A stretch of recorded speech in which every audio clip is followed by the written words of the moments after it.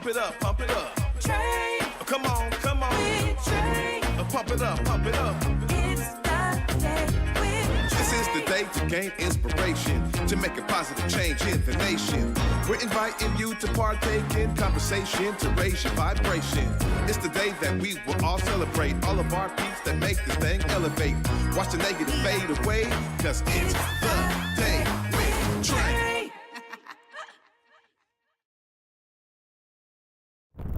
Grand Rising, everyone. Welcome to the Day with Trae. I'm your host, Trae Holiday. I want to welcome you to a fabulous Friday. I'm really excited, y'all. My guy, Evan Poncelet's in the building. We're going to be talking about an amazing venture he is on, a managing partner. I'm going to be talking all about Dreamward. I got it right, yeah. I'm excited to have him here because this is something that is so necessary in our community. So we're going to be diving into all of the particulars on this fabulous Friday. I also just got to say, you know what time it is. It's the top of the show. So it's a great time to tag and share this stream, this link, however you're watching this. Share it with folks who you feel could benefit from a daily dose of dopeness right here on the Day with Trae. And, you know, if you can't watch us as a TV show, we got you covered because we also create a podcast for all of y'all out there. So if you can't watch us, you can definitely listen to us anywhere you find your favorite podcast. Just search Converge Media Network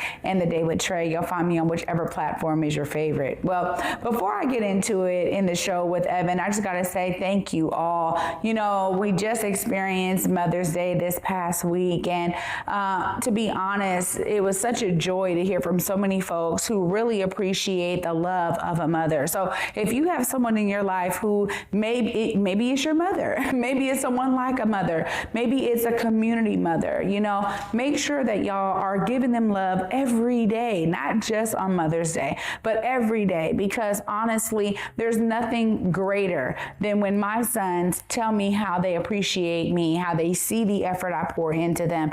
That is something that is beyond special. And so I just wanted to take this time to give my sons a huge shout out for being amazing sons. You know, I have a great relationship with both of my sons, Amiri and Ajani. I love y'all so much.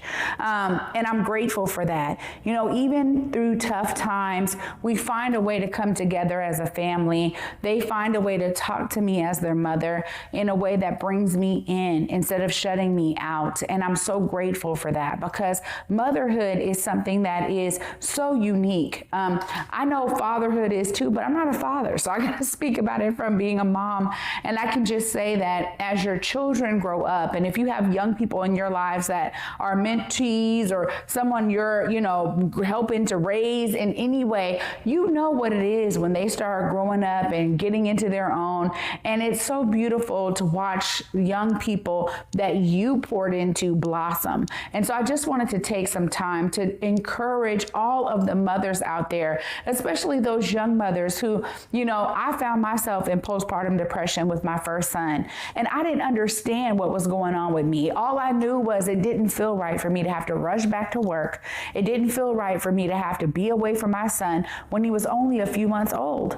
And I've never really publicly shared that, y'all, but I thought it was important as we just got over, you know, Mother's Day last weekend. I thought, you know what, it's important to encourage young mothers out there because even you're young, you're in the middle, you're a little bit older. When you experience that disconnection from your newborn, there is something that is very different in your mind that can happen. And so I just want to encourage y'all because honestly, I'm so grateful I had a solid family, you know, his father there to support me. That was so needed at that time. So I want y'all to be encouraged, be inspired, because honestly, when you are, that inspiration kicks in at times where a lot of other things fail. And so I encourage you all, if you have someone in your life who is that mother figure or is a mother in your life, be loving on them, y'all. If you have a relationship that needs mending, mend it now. Work on it now. Don't wait. Don't procrastinate. Don't put it off. Work on it now because you all will be so much better for it. So I just want to share that word of encouragement for all of the mothers out there. Of course, y'all, we're going to actually be learning about about something that has nothing to do with motherhood, but it's definitely a way to be building generational wealth through some specific investing that Evan is a part of. Up next after this break, Evan Poncelet, y'all, is going to be telling us more about this amazing effort to invest in Black ventures. Y'all stay tuned. You don't want to miss this. You're watching The Day with Trae.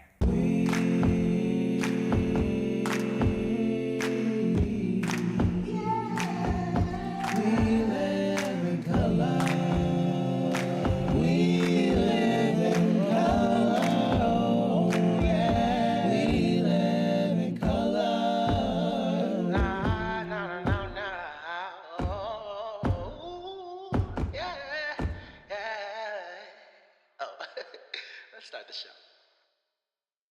Here on Back to Besa, it's always been important to me that we uplift stories from across the region and that no matter where you live in the nation, you never have to miss a moment of the show as we continue to highlight the beauty, excellence, and resilience of our communities across the Pacific Northwest. Why?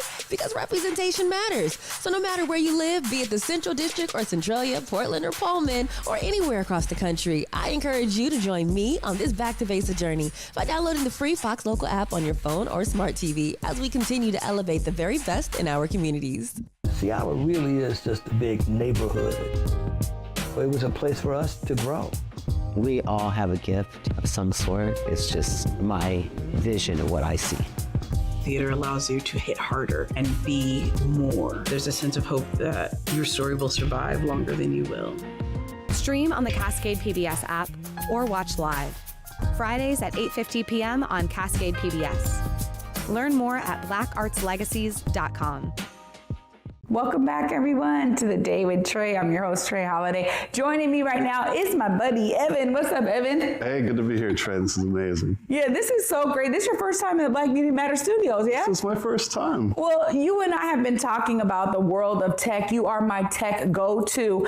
Every time I think of something, I go, I probably need to talk to Evan about it because I don't know much about tech. But tell us your background. What got you into the world of technology? Yeah. So when I was a kid down in Tacoma, Washington, the CTO of the Boys and Girls Club of Pierce County came into my typing class and asked a bunch of us if we wanted to start a technology club in my high school at Foss. And we said yes, a group of about 5 of us, and they had us crawling through the school's pile of old computers to dig through them, take apart the broken computers, build new ones. And those became the first computer labs at the Boys and Girls Club of Pierce County. And then they had us going around setting up email servers back in the 90s, This is kind of how that was going.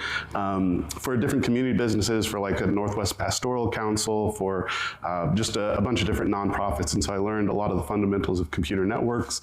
And it got me thinking, hey, I'm a young person, I'm out in the world searching for identity. And those all made me understand myself as kind of a useful, contributing member of society. And that led straight through to my college entrance application, just putting it out there that was my area of interest, and got into computer and electrical engineering at Gonzaga University, graduated in the heart of the recession, then went straight to Fluke Networks up in Everett, working on computer networks, but doing more complicated things like shooting laser beams down fiber optic cables and building some of the first kind of handheld devices with the smart screens that came out for the smartphones and things.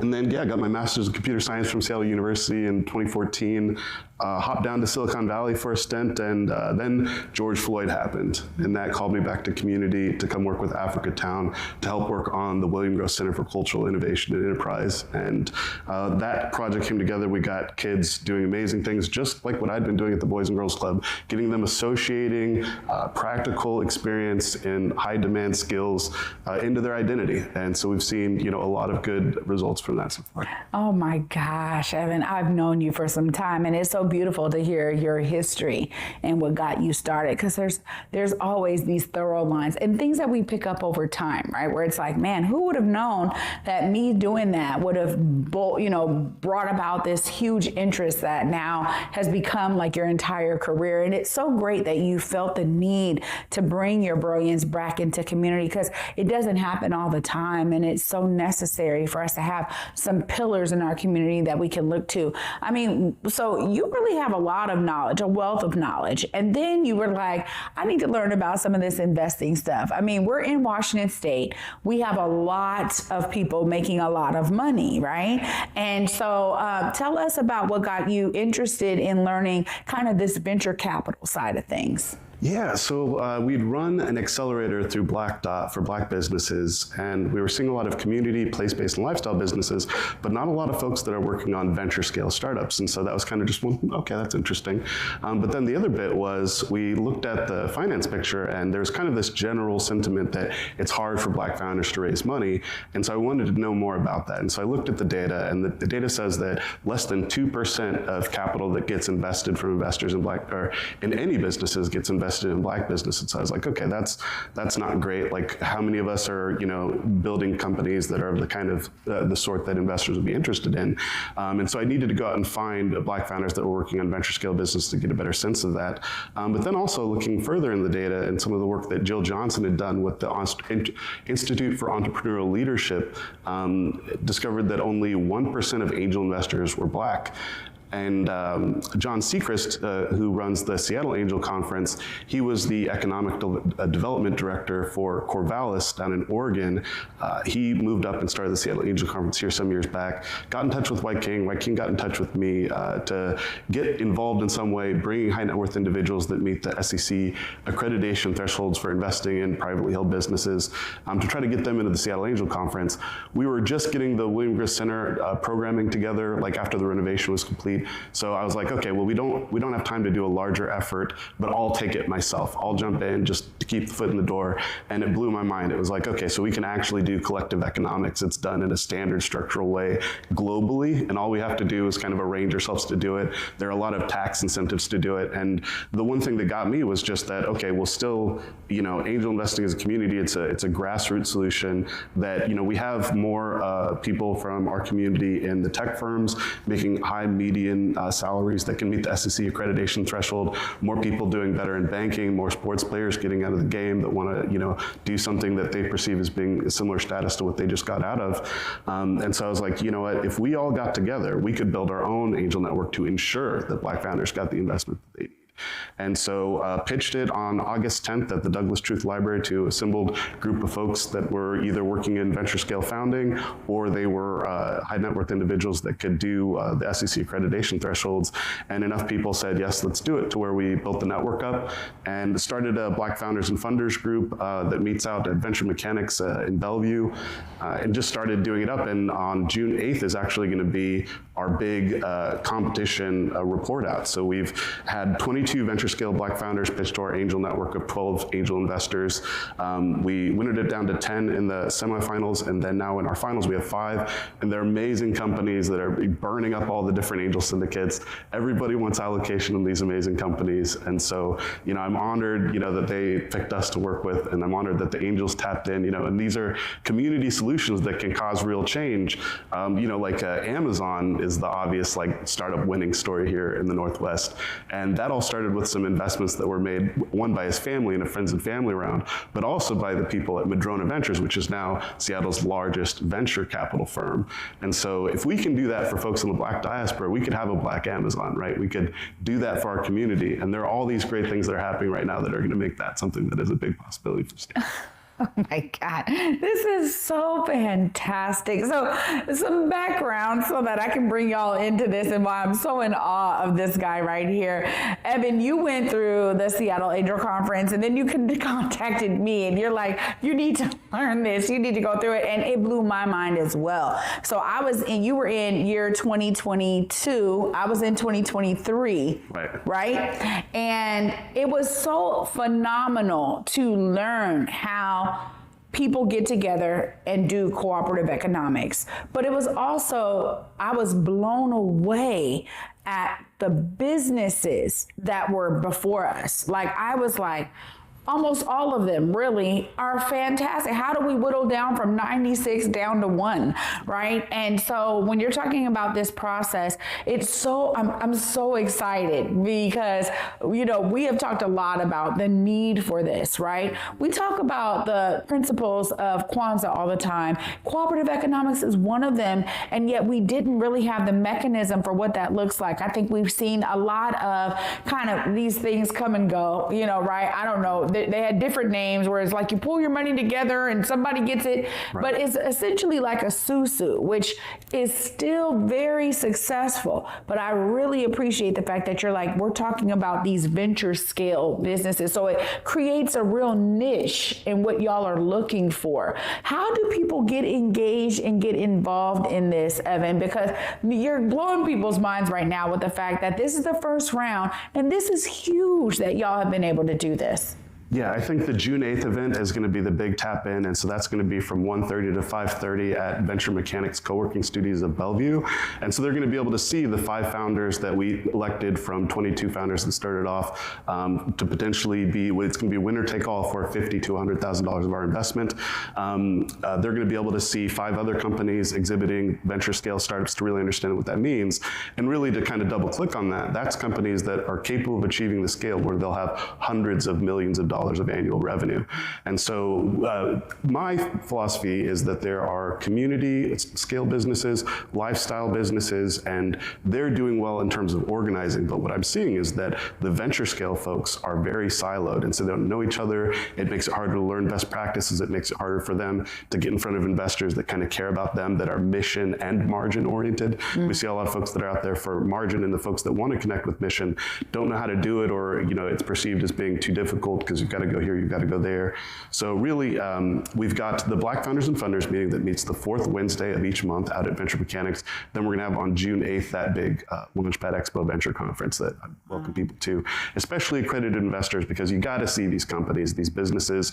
Half of them are from the Pacific Northwest, another half are coming from the South and back East, but amazing founders. One of them who won the Seattle Angel Conference is, of course, made it to our finals as well. Doppel, a telerobotic ultrasound company, right, that is helping rural doctors get specialist care in the form of ultrasound, remote-controlled ultrasound, so delivering babies in rural areas and multiplexing healthcare for people. Well, I get to say I voted for Doppel, right? Like from the beginning, Doppel was a part of the Seattle Angel Conference that I was in. And from the beginning, I was just like, this is possible. I mean, especially now with the explosion of technology that we have, you can see how so many different realms of pulling together these tech ideas. It starts with an idea. Then you got to build the right team to make the idea real, because I think there's so many different layers, and I just give kudos to any founders who are really dipping their toes in this water, because from trademarks and all of just all the things you really got to do to secure just the idea before you can really go out there and start getting capital for it. There's a huge investment that's necessary. So I'm so glad that y'all have opportunities for folks to learn more about this. And you are so right. I mean, this is exactly what I'm talking about all the time here.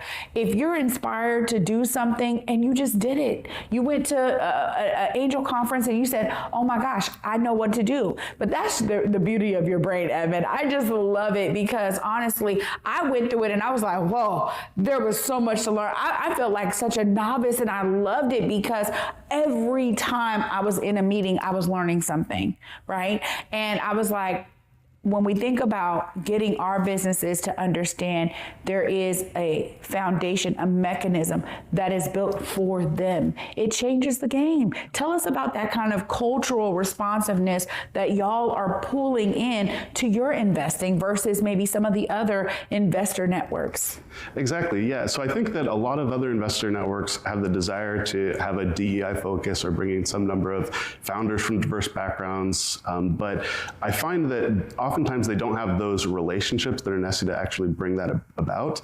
And so they're going through and finding, people in their local environment, but they're not hanging out where Black founders are, where Latino founders are. And so it's too infrequent that they encounter them, and that they encounter them that are prepared for the investment. And so by making a pipeline of founders that, meet those requirements to pitch to our network, we can act as kind of like a deal flow syndication lead to do the DEI work for all these other VCs and for angel networks, so that our check is the first check in. We do technical due diligence because a lot of the folks that are on our angel team are all folks that are working in biotech, healthcare. Like, I'm a computer science guy. We got a couple computer science folks in there.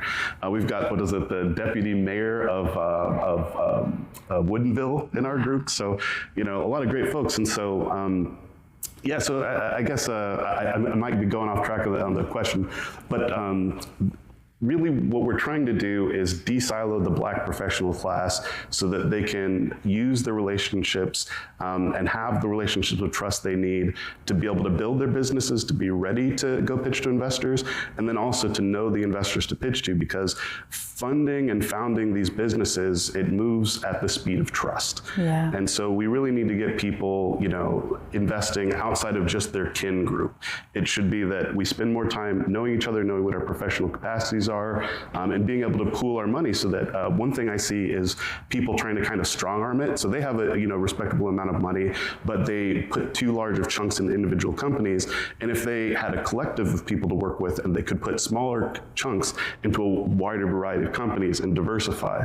And so that's what my angel network's focus is on doing, is allowing people to diversify a portfolio of Black-owned venture scale startups, so that they don't have to strong arm it, so they don't have to wait 10 years for any one of them to return and have exhausted their ability to do that sort of asset class work. And so really that's it, is just making it more predictable and not letting the cards fall where they may, by being really intentional in terms of building these pipelines. Wow. Yeah, I mean, you said it, mission and margin, right? Because that margin is really that rate of return. And that's what makes it sustainable. That's right. That's right. Wow. Evan, I could talk to you all day about this because I geek out about this. I mean, to me, this is revolutionary. It is revolutionary, hands down. It is so necessary, but it's revolutionary. The idea of folks who have the means coming together for the greater good, because I think that's also too, like, you're investing in businesses and startups that are really building for the greater good, right? That's also something that struck me in this process. Was it wasn't just let's go, all of it had to, like, is it better for the planet? Like, are we really, doing something to lower carbon footprint here? Like, what is the that greater good need? And so I love this, and it's so necessary. Last time, because you got to give people the website, how they tap in, whatever it is, you got tech folks on there. I'm sure there's a website. Yep. Let them know right here how they tap in, Evan. This is fantastic. Yeah, so you can go to bffpnw.org to see the events calendar that I'm working on. You can submit events. So we have Black Wall Street events coming up, so you can tap in, add your event to the calendar. We've got a couple great venture scale conferences coming up on July 17th from the Culture Black Startup Studios, taking over, I think it's 4 buildings of the Foster School of Business at UW to lead a giant venture scale Black business conference.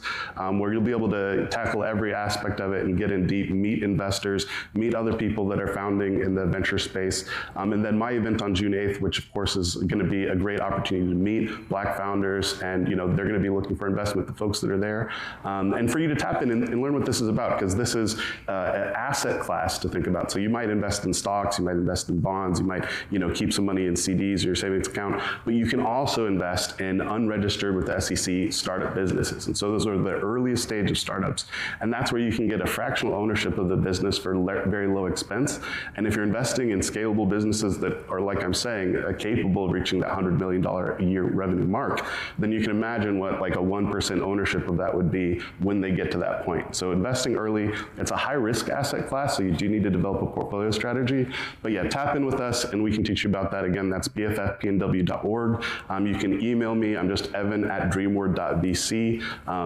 Or you can come to the events that we're talking about. Oh, Evan, Dreamward. Oh, beautiful work, my friend. Thank you so much for being here on this fantastic Friday. You made it even more fantastic. Thank you. Thank you for having me. Wow. Y'all, I'm going to wrap all of this up. I'm super inspired right now, by the way. I'm going to wrap it all up right after this short break. Stay tuned. You're watching The Day with Trae.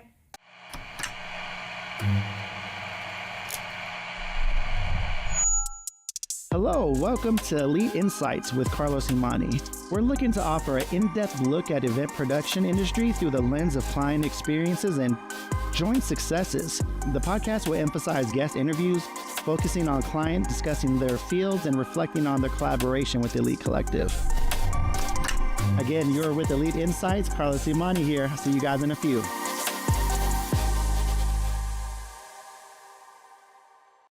Big Tobacco thinks they know everything. They think they know you, your community, the places you go, and the way that you spend your time.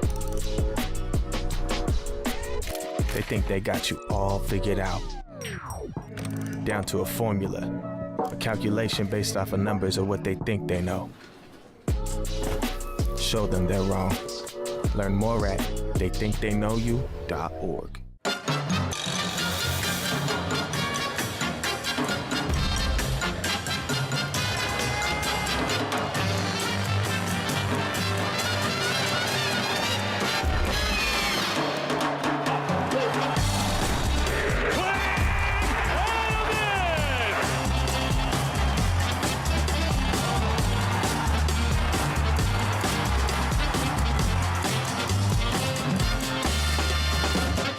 Welcome back, everyone, to The Day with Trae. I'm your host, Trae Holiday. I just got to say, huge shout out to my buddy, Evan Poncelet. You know, it starts with an idea, and he and I talked about this idea, and here it is. He's doing it. It's just that simple. You know, sometimes you have something that's burning in you and you want to kind of dig a little deeper. You want to learn a little more. You want to pull on that thread and it becomes a golden gem. And that's really what he just shared with all of us today. And it was beyond inspiring. If you're somebody out there who is like, man, there's something over here that has been burrowing within me, you know, take this as an opportunity to be inspired to do something about it. You know, the more of us who are doing something about the things that are burrowing inside of us, the better the world is. I promise you that. And I'm so grateful to Evan for being here to share this amazing story with us all of how he was able to pull on that thread a little bit and create an amazing opportunity for us to change the landscape of venture investing. You know, building that capital is serious for startups, but now Black folks who are looking to do startups have a place to go to. And that doesn't mean they have to stop there. Get that initial capital, go after more capital because you need millions of dollars to get these things up off the ground. But as he said, when they start to show that profit of hundreds of millions, it's definitely worth it, all of the energy that it took to get there. So I want y'all to be inspired. I'm so glad to end this amazing week with such an inspiring story, y'all. If you have folks out there that are inspiring you in certain ways, please don't hesitate to make sure that they hit The Day with Trae, because that's what we're all about, sharing inspiring stories for all of you to be informed and engaged in great things that are going on around you. Please email us at thedaywithtrae@wherewecomverge.com. You can send us some folks, say, hey, I got this great person who needs to be interviewed. Our team will respond so we can get them right here on this show to share those inspiring stories. Y'all, thank you so much for being with me this week. It's been a pure pleasure as always. And you know, for me, until Monday at 11 a.m. Peace, y'all.